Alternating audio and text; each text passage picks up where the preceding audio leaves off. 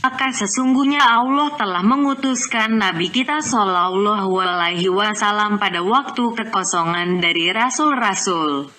Dan adalah agama Isa alaihi salam telah berlalu mendekati 600 tahun. Dan manusia terbagi kepada yang mendustakannya dari Yahudi dan penyembah-penyembah berhala dan kepada yang membenarkannya.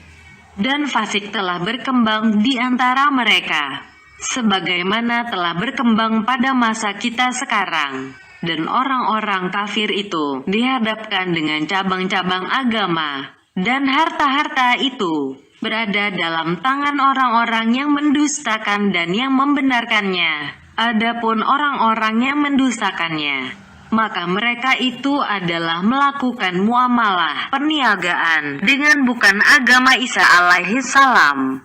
Adapun orang-orang yang membenarkannya, mereka itu memandang enteng serta pokok pembenaran itu, sebagaimana sekarang kaum muslimin memandang enteng, sedang masa dengan kenabian itu masih dekat sekali. Sehingga harta itu semuanya atau yang terbanyak daripadanya atau yang kebanyakan daripadanya itu adalah haram. Dan Nabi Shallallahu Alaihi Wasallam telah memaafkan dari apa yang telah berlalu dan tidak menyinggung-nyinggungnya. Beliau menentukan pemegang-pemegangnya dengan harta-harta itu dan beliau menyediakan agama untuk yang dimaksud. Dan apa yang telah tetap pengharamannya dalam agama, maka tidaklah bertukar menjadi halal karena dibangkitkan Rasul, dan tidak bertukar menjadi halal dengan menyerahkan yang dalam tangannya itu yang haram. Kita tidak mengambil untuk pajak dari orang zimmi akan apa yang kita ketahui bendanya itu adalah harga hamar atau harta riba, dan adalah harta mereka pada masa itu, seperti harta kita pada masa sekarang. Dan keadaan orang Arab adalah lebih keras lagi, karena meratanya perampokan dan penggarongan dalam kalangan mereka. Maka nyatalah bahwa kemungkinan yang keempat adalah ditentukan dalam fatwa, dan kemungkinan yang kelima adalah jalan menjaga diri. Bahkan kesempurnaan menjaga diri itu terbatas pada yang dibolehkan, mubah, menurut sekedar yang diperlukan, dan meninggalkan berlapang-lapang dalam dunia secara keseluruhannya. Dan itu adalah jalan akhirat. Dan kita sekarang memperkatakan tentang fikih yang berhubungan dengan kepentingan makhluk, dan fatwa secara yang zahir mempunyai hukum dan cara menurut yang dikehendaki oleh kepentingan dan jalan agama yang tidak akan mampu menjalaninya, kecuali beberapa pribadi-pribadi. Jikalau semua makhluk mencemplungkan diri dengan itu, niscaya rusaklah peraturan dan hancurlah dunia.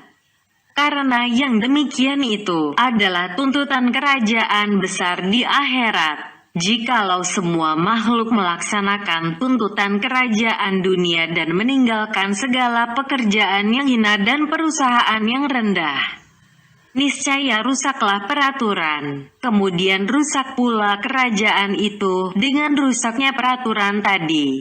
Maka pekerja-pekerja itu sesungguhnya menyerahkan tenaganya adalah supaya tersusunlah kerajaan bagi raja-raja. Dan begitu pula orang-orang yang menghadap ke dunia menyerahkan tenaganya supaya selamatlah jalan agama bagi orang-orang agama, yaitu kerajaan akhirat. Kalau tidaklah yang demikian, niscaya tidaklah pula selamat agama mereka untuk orang-orang agama itu. Maka syarat keselamatan agama bagi mereka ialah supaya kebanyakan mereka berpaling dari jalannya dan bekerja melaksanakan segala urusan dunia. Dan itu adalah bahagian yang telah dahulu kehendak azali, tidak kesudahan, permulaan, dengan dia. Dan kepada itulah isyarat dengan firman Allah Ta'ala, Kamilah yang membagi-bagikan penghidupan di antara mereka dalam kehidupan di dunia ini dan kami tinggikan sebahagiannya dari yang lain beberapa tingkatan, supaya sebagiannya dapat bekerja untuk yang lain. Surat Az-Zukhruf ayat 32. Kalau orang mengatakan tidak memerlukan kepada menakdirkan meratanya pengharaman, sehingga tidak ada lagi yang halal. Karena yang demikian itu tidak pernah terjadi, dan itu sama-sama telah dimaklumi, dan tidak ragu lagi bahwa sebahagian itu yang haram, dan yang sebahagian itu adalah yang tersedikit atau terbanyak, di mana padanya itu mendapat perhatian. Dan apa yang kamu sebutkan, bahwa yang diharamkan itu adalah yang tersedikit dibandingkan kepada semua, itu adalah jelas. Tetapi, tak boleh tidak daripada dalil yang menghasilkan kepada pembolehannya, yang tidak termasuk sebahagian dari kemuslihatan pelanjutan al-masalihil mursalah. Dan apa yang kamu sebutkan dari pembahagian itu seluruhnya adalah kepentingan pelanjutan.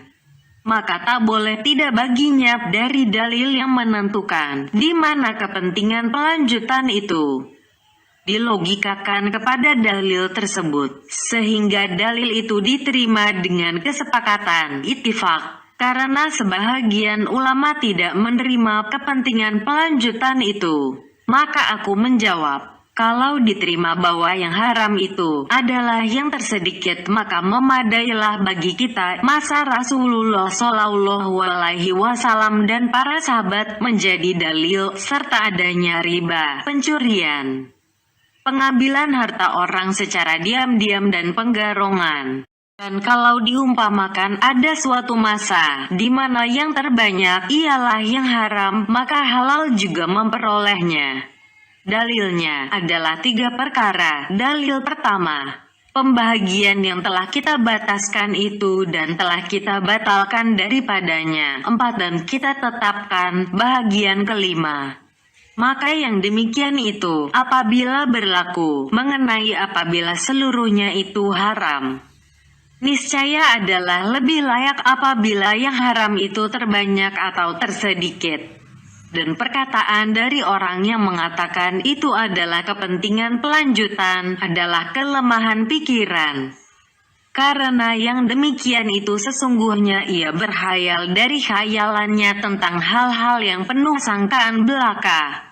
Dan ini adalah diyakini yang demikian. Dan kami tidaklah ragu bahwa kemuslihatan agama dan dunia adalah kehendak agama. Dan itu dimaklumi dengan mudah dan tidak dengan sangkaan-sangkaan. Dan tidak ragu lagi bahwa mengembalikan seluruh manusia kepada sekedar diperlukan atau kepada rumput dan binatang buruan adalah pertama-tama merobohkan dunia. Dan kedua, dengan perantaraan dunia merobohkan agama. Maka apa yang tidak diragukan, tidaklah memerlukan kepada asal yang membuktikan kepadanya.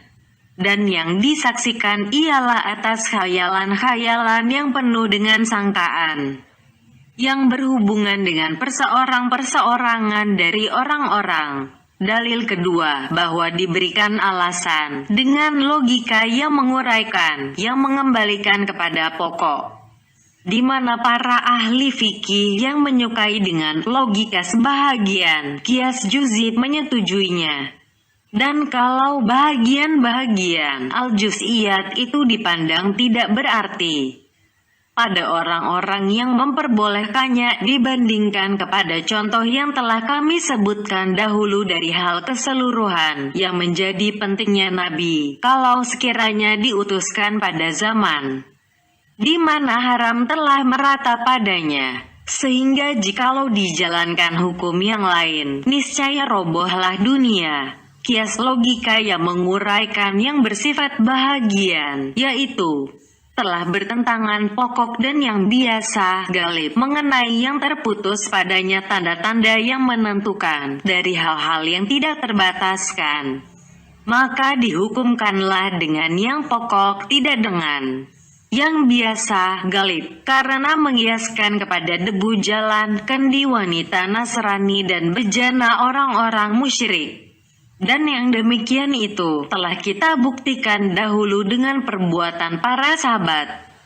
Dan kata kami, terputus tanda-tanda yang menentukan adalah menjaga dari bejana-bejana yang dijalankan mengeluarkan pendapat kepadanya. Dan kata kami, tidak terbataskan, adalah menjaga diri keserupaan, bangkai dan wanita susuan dengan yang disembelih dan wanita asing yang boleh dikawini, ajnabiyah. Kalau orang mengatakan adanya air itu suci menyucikan, adalah diyakini, dan itu adalah asalnya, pokoknya. Dan siapakah menerima bahwa asal pada segala harta itu halal? Tetapi asal pada harta itu ialah pengharaman.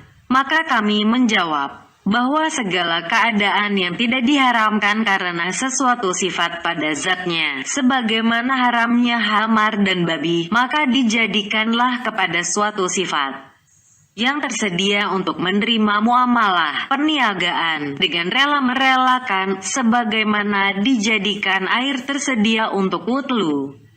Dan sesungguhnya telah terjadi syak ragu mengenai batalnya persediaan itu pada hamar dan babi. Maka tak adalah perbedaan antara kedua keadaan itu, karena dia keluar daripada menerima perniagaan dengan rela merelakan disebabkan masuknya kezaliman kepadanya. Sebagaimana keluarnya air daripada menerima wudhu disebabkan masuknya najis kepadanya. Dan tak adalah perbedaan di antara kedua keadaan itu. Penjawaban kedua, bahwa tangan adalah bukti yang terang, yang menunjukkan kepada milik yang berkedudukan seperti kedudukan istisaf menyertakan hukum kepada yang sudah, dan malah lebih kuat dari istishab menyertakan hukum kepada yang sudah dengan dalil bahwa agama menghubungkan milik itu dengan istishab. Karena barang siapa terdakwa bahwa ia berhutang, maka yang didengar ialah perkataan yang terdakwa itu. Karena pada asalnya ia terlepas dari beban penghutangan itu. Dan ini adalah istishab menyertakan hukum kepada yang sudah. Dan barang siapa menjadi terdakwa bahwa ada milik orang dalam tangannya, maka suara yang didengar di sini juga adalah suaranya. Karena menempatkan tangan itu pada tempat istishab menyertakan hukum kepada yang sudah. Sehingga apa saja yang terdapat pada tangan seseorang manusia, maka yang pokok asal adalah kepunyaannya. Selama belum ada dalil yang menunjukkan sebaliknya dengan tanda-tanda yang tertentu. Dalil ketiga, bahwa tiap-tiap sesuatu yang menunjukkan kepada jenis yang tidak terhinggakan dan tidak menunjukkan kepada suatu yang tertentu, niscaya tidak diperhatikan, walaupun dia itu dipastikan. Maka untuk tidak diperhatikan apabila menunjukkan dengan jalan sangkaan adalah lebih-lebih lagi. Penjelasannya, bahwa sesuatu yang diketahui bahwa itu kepunyaan si Zaid, maka adalah haknya melarang orang berbuat sesuatu pada miliknya itu dengan tidak seizinnya. Jikalau diketahui, maka benda itu ada pemiliknya di dunia, tetapi terjadilah putus harapan untuk mengetahui pemilik itu dan ahli warisnya. Maka adalah itu menjadi harta yang diuntukkan bagi kemuslihatan kaum muslimin, di mana boleh dilaksanakan pengurusan padanya dengan memandang kepada hukum kepentingan umum. Kalau ada yang menunjukkan bahwa barang itu mempunyai pemilik yang terbatas pada 10 orang umpamanya atau 20, niscaya terlaranglah melaksanakan urusan pada barang itu dengan menggunakan hukum kepentingan umum.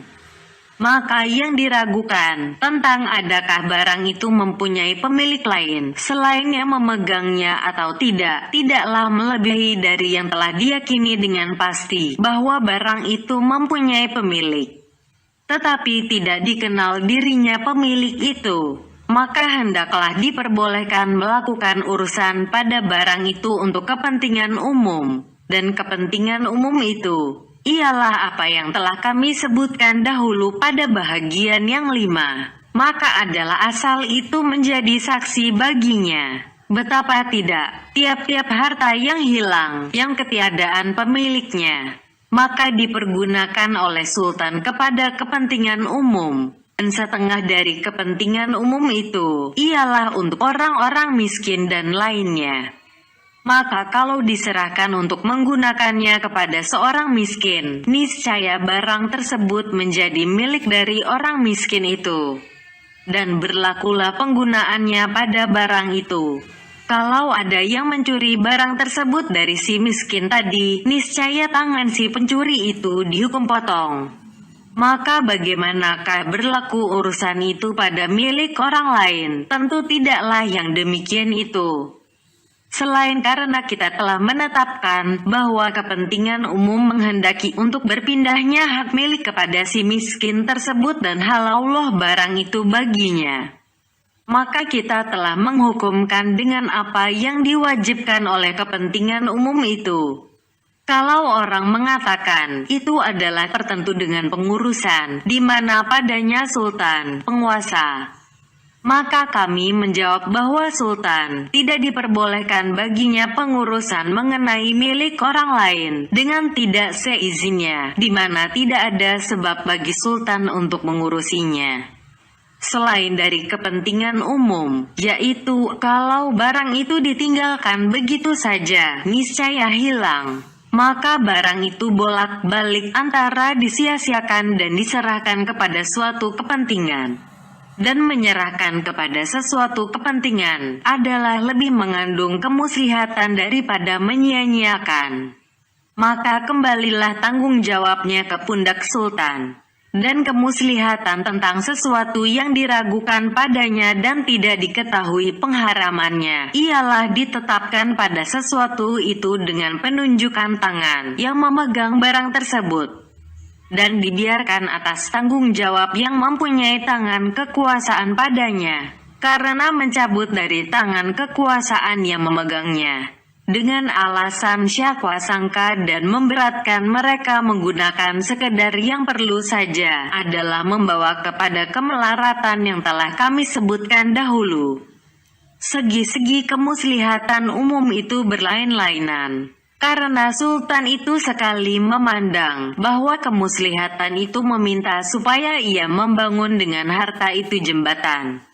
Sekali meminta supaya ia menyerahkan harta itu kepada tentara Islam, dan sekali meminta supaya ia menyerahkan kepada fakir miskin, dan berkisarlah ia bersama kemuslihatan umum itu, sebagaimana kemuslihatan itu sendiri berkisar. Dan begitu pula fatwa tentang hal yang seperti ini berkisar menurut kemuslihatan, dan dikeluarkan dari ini bahwa orang tidak disiksa tentang benda-benda harta dengan sangkaan-sangkaan yang tidak bersandarkan kepada dalil khusus tentang pemilikan benda-benda itu. Sebagaimana tidak dipersalahkan raja dan orang-orang miskin yang mengambil harta itu daripadanya dengan tahunya mereka bahwa harta itu mempunyai pemilik, di mana pengetahuan itu tidak sampai untuk mengetahui pribadi pemilik yang dimaksud, dan tak ada bedanya antara diri pemilik itu sendiri dengan barang-barang yang dimiliki dalam pengertian tersebut. Maka ini adalah penjelasan syubhat, diragukan, percampuran, dan tak ada lagi kecuali memperhatikan tentang percampuran benda-benda cair, dirham-dirham dan benda-benda lain pada tangan seorang pemilik, dan akan datang penjelasannya pada bab penguraian jalan keluarga dari kezaliman. Perkembangan ketiga bagi syubhat, diragukan bahwa bersambung kemaksiatan dengan sebab yang menghalalkan. Ada kalanya pada tanda-tandanya, ada kalanya pada yang menyambunginya, ada kalanya pada yang mendahuluinya atau pada penggantinya. Dan maksiat itu termasuk maksiat yang tidak mengharuskan rusak akad ikatan perjanjian dan membatalkan sebab yang menghalalkan. Contoh maksiat tentang tanda-tanda yang menunjukkan ialah berjual beli pada waktu seruan azan pada hari Jumat, menyembelih dengan pisau rampokan, memotong kayu bakar dengan kapak rampokan, menjual di atas penjualan orang lain dan menawar di atas tawaran orang lain, Semua itu adalah larangan yang datang pada akad dan tidak menunjukkan kepada batal akad. Maka mencegah dari semua itu adalah wara, walaupun yang diperoleh dengan sebab-sebab tadi tidak dihukum dengan haramnya.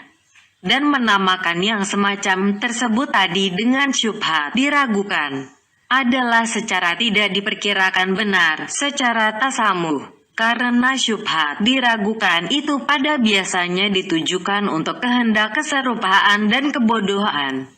Dan tidak ada keserupaan di sini. Tetapi kemaksiatan penyembelihan dengan pisau orang lain adalah sama-sama dimaklumi.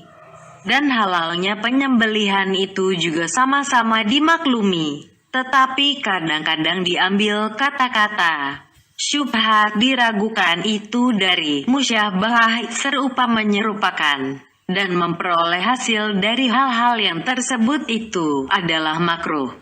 Dan kemakruhan itu menyerupakan dengan pengharaman, tahrim. Kalau dimaksudkan dengan syubhat, diragukan, yang itu tadi, maka penamaannya dengan syubhat, diragukan adalah mempunyai dasar. Dan kalau tidak demikian, maka seyogyanya dinamakan saja dengan mahruh kirahah, bukan syubhat, diragukan. Dan apabila maksudnya telah diketahui, maka tiadalah perselisihan lagi tentang namanya.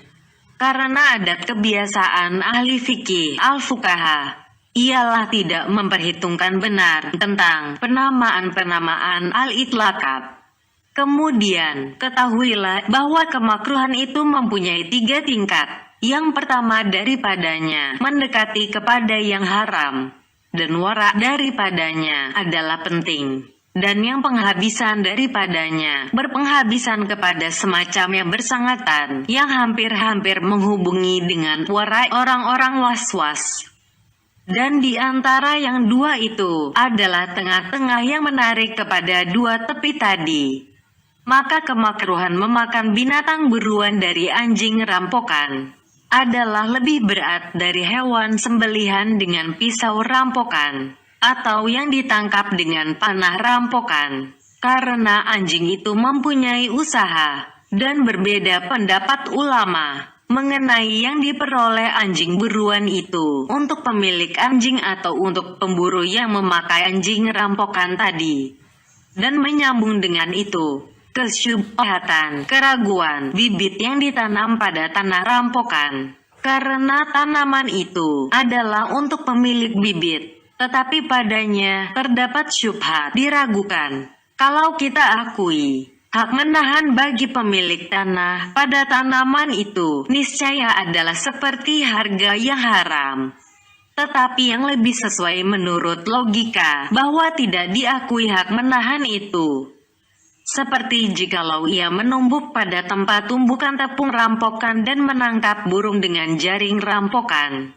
Karena tiada bersangkutan hak pemilik jaring pada kegunaannya dengan pemburuan. Dan diiringi yang tadi oleh memotong kayu api dengan kapak rampokan. Kemudian penyembelihan kepunyaannya sendiri dengan pisau rampokan. Karena tiada seorang pun beraliran kepada mengharamkan sembelihan itu, dan diiringi oleh berjual beli pada waktu azan hari Jumat. Karena ini adalah lemah sangkutannya dengan maksud dari akad. Walaupun segolongan ulama berpendapat batal akadnya, karena tak ada padanya, kecuali orang itu sibuk dengan berjual beli, meninggalkan kewajiban lain yang menjadi tugasnya. Kalau penjualan itu batal dengan seperti ini, niscaya batallah jual beli semua orang yang ada padanya dirham zakat atau salat qodot yang wajib dilaksanakan dengan segera. Atau dalam tanggungannya sebuah danik 1/6 dirham kezaliman. Karena kesibukannya dengan berjual beli, mencegahnya dari menunaikan kewajiban, maka tidak adalah bagi Jumat selain dari wajibnya sesudah azan, seruan. Dan yang demikian itu menarik kepada tidak sahnya perkawinan anak-anak orang zalim dan tiap-tiap orang yang ada dalam tanggungannya, zimahnya, sedirham. karena ia sibuk dengan perkataannya daripada perbuatan yang menjadi kewajibannya. Kecuali dari segi datangnya larangan secara khusus pada hari Jumat itu, yang kadang-kadang mendahului kepada pemahaman akan sesuatu keistimewaan pada hari Jumat. Sehingga kemakruhan itu menjadi lebih berat, dan tidak mengapa dengan memberi peringatan kepadanya. Tetapi kadang-kadang menghela kepada was-was, sehingga ia mempersempitkan daripada perkawinan anak-anak perempuan orang-orang zalim dan muamalah-muamalah, perniagaan-perniagaan mereka yang lain.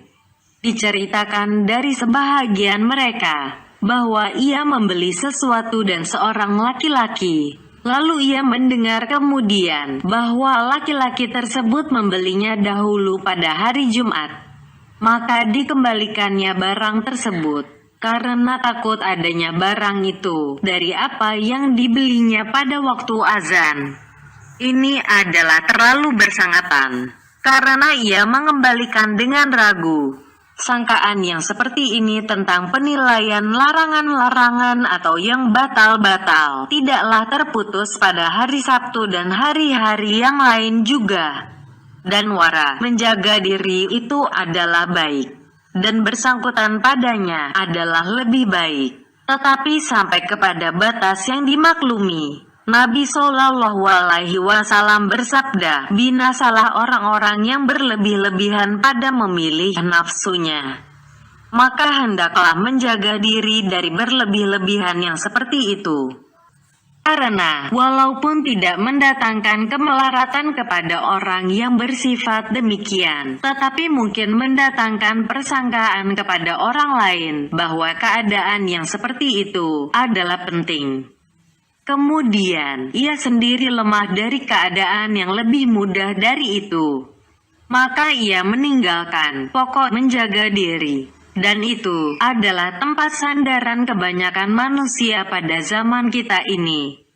Karena telah sempit jalan kepada mereka, lalu mereka putus asa daripada melaksanakannya, maka mereka mencampakkannya yang tersebut itu. Maka sebagaimana orang yang was-was pada bersuci, kadang-kadang ia lemah dari bersuci, lalu ditinggalkannya. Maka seperti itu pula setengah orang-orang yang was-was tentang yang halal, yang menerobos kepada sangkaannya bahwa harta dunia semuanya itu haram. Lalu mereka berlapang-lapang tentang itu. Maka mereka meninggalkan pembedaan, dan itu adalah kesesatan sebenarnya. Adapun contoh pada yang menyambunginya, yaitu tiap-tiap pengurusan yang membawa dalam alunannya kepada kemaksiatan. Yang paling tinggi daripadanya ialah menjual buah anggur kepada pembuat khamar, menjual budak kepada orang yang terkenal kejam kepada budak-budaknya, dan menjual pedang kepada penyamun. Dan berbeda pendapat para ulama tentang sahnya yang demikian dan tentang halalnya harga yang diperoleh daripadanya. Dan lebih sesuai dengan logika, bahwa yang demikian itu sah dan uang yang diperoleh daripadanya halal. Hanya orang itu berbuat maksiat dengan akadnya, sebagaimana ia maksiat menyembelih dengan pisau rampokan. Sedang hewan sembelihannya adalah halal, tetapi ia maksiat, sebagaimana maksiatnya memberi pertolongan kepada perbuatan yang maksiat. Karena tiada sangkutnya perbuatan tersebut dengan akad itu sendiri, maka yang diperoleh daripadanya adalah mahruh sebagai kemakruhan yang bersangatan.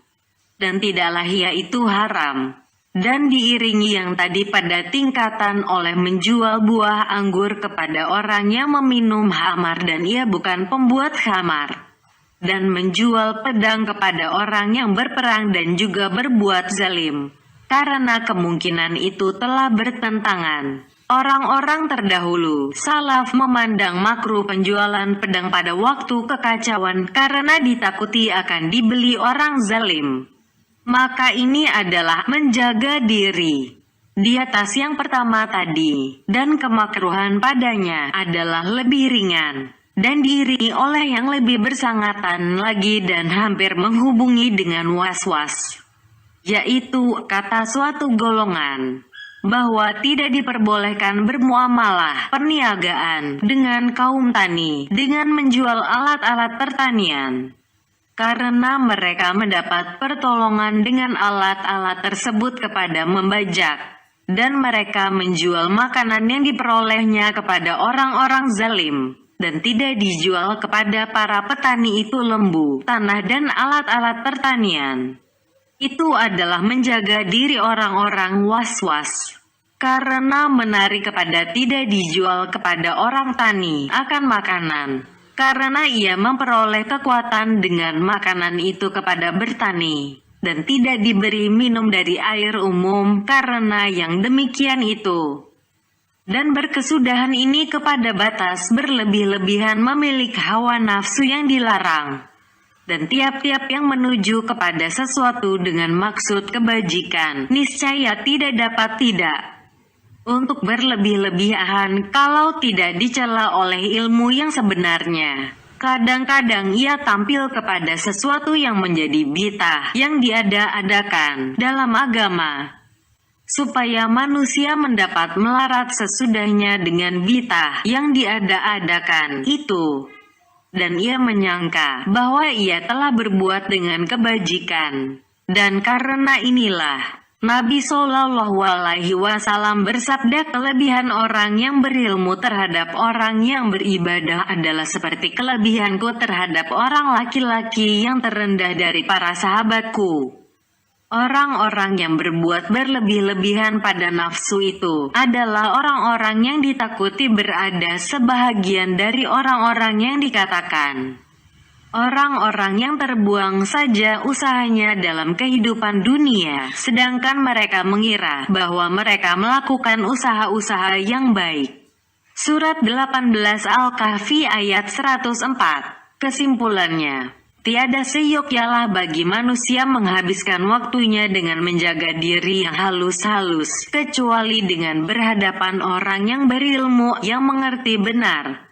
Karena apabila ia melampaui dari apa yang digambarkan baginya dan ia berbuat dengan hatinya tanpa mendengar dari orang yang mengetahui, niscaya adalah yang dirusakkannya itu lebih banyak daripada yang diperbaikinya. Sesungguhnya diriwayatkan dari Sa'ad bin Abi Waqqas radhiyallahu anhu bahwa ia membakar buah anggurnya yang belum kering, karena takut terjual anggur keringnya nanti kepada orang yang membuat khamar. Ini sebenarnya aku tidak mengetahui caranya kalau tidak diketahui sebab khusus yang mengharuskan pembakaran itu. Karena tidaklah akan dibakar buah anggur yang belum kering dan batang kurma oleh orang yang lebih tinggi derajat daripadanya dari para sahabat. Kalau bolehlah ini, niscaya bolehlah memotong kemaluan laki-laki karena takut zina, dan memotong lidah karena takut membohong, sampai kepada yang lain-lain lagi dari segala perbuatan yang merusakkan. Adapun mukodimah pendahuluan, maka berjalanlah maksiat kepada mukodimah itu dalam 3 tingkat-tingkat tertinggi.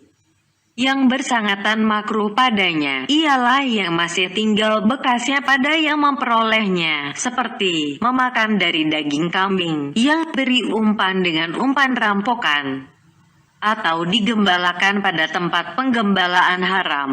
Maka itu adalah maksiat, dan adalah menjadi sebab untuk kekalnya maksiat tersebut. Kadang-kadang yang tinggal itu dari darahnya, dagingnya dan bahagian-bahagiannya dari umpan itu. Dan menjaga diri ini adalah penting walaupun tidak wajib, dan dinukilkan yang demikian dari segolongan salaf. Dan adalah Abu Abdillah Atusi Eturukhandi mempunyai seekor kambing yang dipikulnya atas tengkuknya pada tiap-tiap hari ke tanah lapang, dan digembalakannya di sana, dan ia mengerjakan salat, dan ia memakan dari susunya. Maka terlengahlah ia pada suatu saat dari kambing itu, lalu ia mengambil daun anggur pada pinggir sebuah kebun. Maka ditinggalkannya kambing tersebut dalam kebun itu dan ia tidak memandang halal mengambilkannya lagi. Kalau ada yang mengatakan bahwa telah diriwayatkan dari Abdullah bin Umar dan Ubaidillah bahwa keduanya membeli seekor unta, lalu membawanya ke hutan larangan, maka unta itu pun memakan rumput di situ sehingga gemuk. Lalu Umar radhiyallahu anhu berkata, "Apakah kamu berdua menggembalakannya pada hutan larangan?" Keduanya menjawab ya, maka Umar memberikan kepada keduanya separuh dari unta itu. Ini menunjukkan bahwa Umar berpendapat daging yang terjadi dari umpan itu adalah bagi yang mempunyai umpan. Maka sesungguhnya ini mewajibkan pengharaman. Kami menjawab bukanlah seperti yang demikian, karena umpan itu rusak dengan dimakan. Dan daging itu adalah kejadian baru dan bukanlah ya umpan itu sendiri. Maka tidaklah berkongsi pada agama untuk yang mempunyai umpan. Tetapi Umar menagih pada keduanya itu adalah harga rumput. Dan berpendapat yang demikian itu adalah seharga separuh unta. Maka pengambilan separuh tersebut adalah ijtihad kesungguhan. Sebagaimana saat bin Abi Waqqas memarau hartanya tatkala ia datang dari Kufah.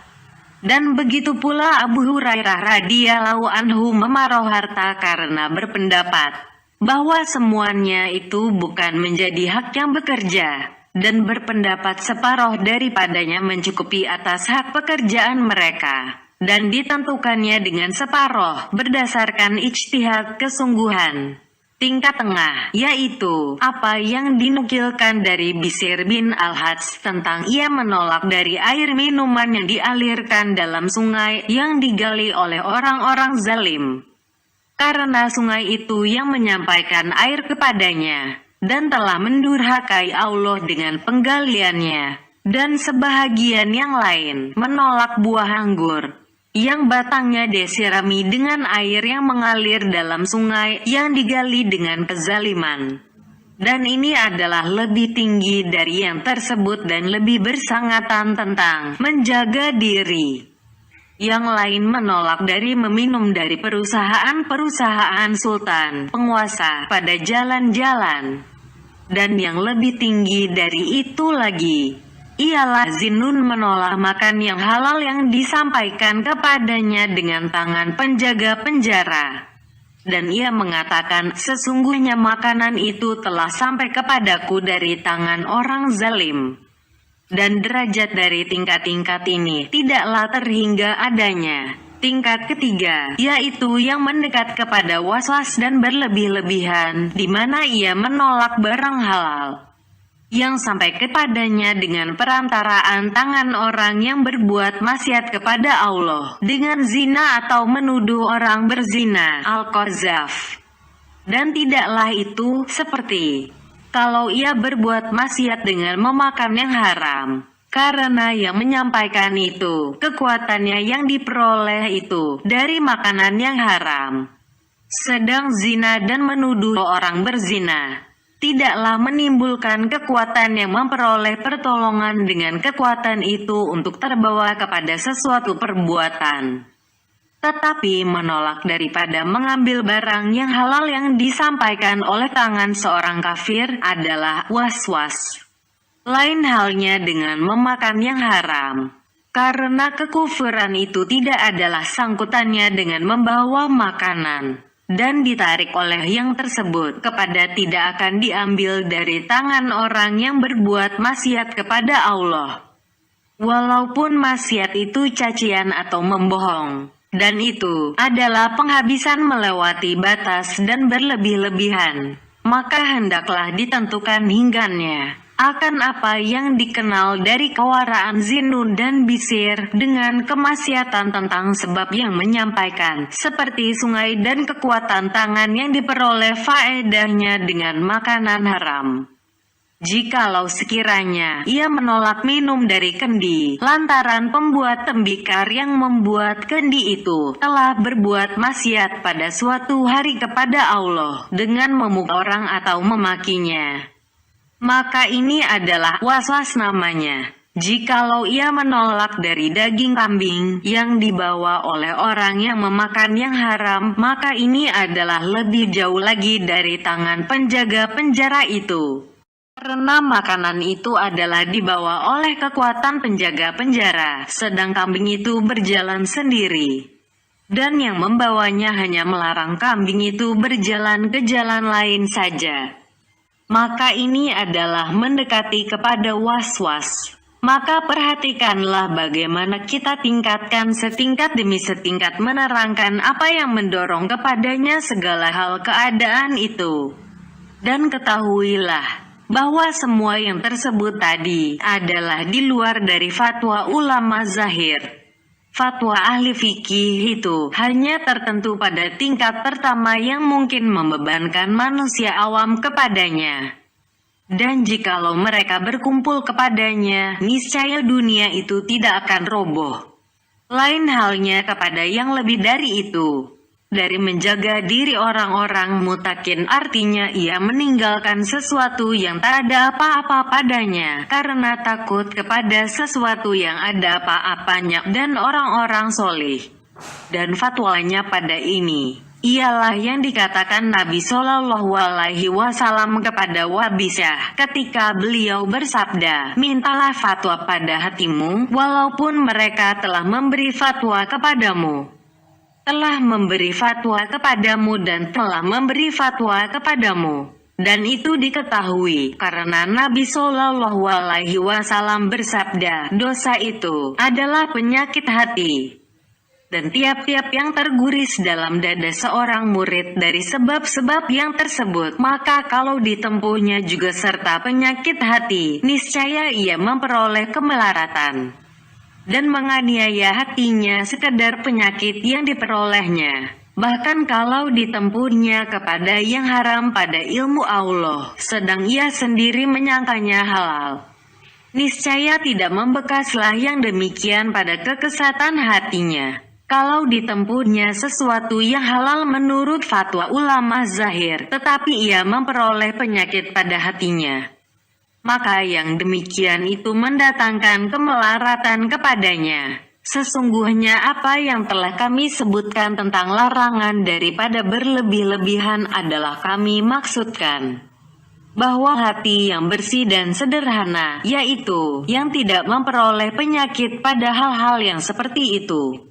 Jikalau hati yang dipenuhi dengan was-was itu condong dari yang di tengah-tengah dan memperoleh penyakit, lalu menempuh bersama apa yang diperolehnya dalam hatinya, maka yang demikian itu mendatangkan kemelaratan kepadanya. Karena dia itu terambil tentang hak dirinya, antaranya dan antara Allah Ta'ala dengan fatwa hatinya. Dan begitu pula diperkeras kepada orang yang was-was mengenai bersuci dan niat salat. Apabila mengerasi pada hatinya bahwa air tidak sampai kepada segala bahagian-bahagiannya dengan 3 kali, lantaran kerasnya was-was, maka wajiblah ia memakai air kali yang keempat. Dan yang demikian itu menjadi hukum terhadap dirinya meskipun ia bersalah tentang dirinya itu. Merekalah golongan yang bersikap keras, maka dikeraskan oleh Allah pada mereka. Dan karena itulah dikeraskan kepada kaum Musa alaihi salam tatkala mereka berhabis-habisan bertanya tentang lembu betina. Al-Baqarah. Jikalau mereka pada pertamanya terus mengambil secara umum kata-kata lembu betina dan mengambil menurut apa yang dibawa oleh kata-kata itu, niscaya mencukupilah yang demikian kepada mereka. Maka janganlah Anda melengahkan tentang yang halus-halus ini, yang telah kami tolak tadi, dengan negatifnya nafi dan positifnya itsbat. Karena orang yang tidak melihat kepada hakikat makna perkataan dan tidak mengetahui segala yang tersimpul padanya, niscaya mungkin akan tergelincir dalam memahami segala maksudnya. Adapun maksiat tentang iwadil, jual beli atau penyerahan ada ganti, mempunyai beberapa tingkat pula. Tingkat tertinggi Yang sangat dimahruhkan padanya ialah membeli sesuatu barang dalam tanggungan penjual. Barang itu belum diserahkan dan membayar harganya dari rampokan atau harta haram. Maka dalam hal ini harus diperhatikan. Kalau diserahkan kepadanya makanan oleh penjual sebelum diterimanya harga dengan kebaikan hati penjual, lalu dimakannya sebelum bayar harganya, maka itu adalah halal. Dan meninggalkannya tidaklah wajib dengan ijma sepakat ulama. Saya maksudkan sebelum membayar harganya. Dan tidak juga itu termasuk menjaga diri yang dikuatkan al-wara al-mu'akad. Kalau dibayarnya harga dari yang haram sesudah makan, maka seolah-olah ia belum membayar harga itu. Dan kalau belum dibayarnya sekali-kali, niscaya adalah ia terikat bagi kezaliman dengan meninggalkan tanggung jawabnya, tergadai dengan hutang. Dan tidaklah itu terbalik menjadi haram. Kalau dibayarnya harga dari yang haram dan oleh si penjual dibebaskannya si pembeli dari pembayaran itu, karena diketahuinya bahwa harga itu barang haram, maka terlepaslah tanggungan si pembeli. Dan tak ada lagi di atas pundak si pembeli selain dari kezaliman penggunaannya dirham haram dengan menyerahkannya kepada si penjual. Dan kalau si penjual membebaskan si pembeli dari harga itu berdasarkan sangkaan bahwa harga itu halal, maka tidaklah terjadi pembebasan itu. Karena itu membebaskan dari apa yang diambilnya dengan pembebasan penerimaan yang sempurna. Tidak pantaslah yang demikian untuk penyempurnaan dari yang haram itu. Inilah hukumnya barang yang dibeli, memakan daripadanya dan hukumnya tanggungan itu. Dan jikalau si penjual tidak menyerahkan kepada si pembeli dengan baik hati, tetapi si pembeli itu sendiri mengambilnya, maka memakannya itu haram. Sama saja dimakannya sebelum penyempurnaan harga dari yang haram atau sesudahnya. Karena yang ditunjukkan oleh fatwa ialah adanya hak tahan barang yang dijual bagi si penjual. Sehingga tertentulah miliknya dengan penerimaan tunai, sebagaimana tertentunya milik si pembeli. Dan hak penahanan dari penjual itu batal ada kalanya dengan pembebasan atau dengan penerimaan harga. Dan tidak berlaku sesuatu daripada keduanya. Tetapi ia telah memakan miliknya sendiri, sedang ia berbuat maksiat dengan yang demikian, sebagai maksiat orang yang menggadaikan makanan. Apabila dimakannya makanan itu, dengan tidak seizin yang menggadai, di antara yang tersebut tadi dan memakan makanan orang lain itu, ada bedanya. Tetapi pokok pengharaman itu merata. Ini semuanya. Apabila barang yang dijual itu diterima sebelum penyempurnaan harga, ada kalanya dengan kebaikan hati si penjual atau tanpa kebaikan hatinya.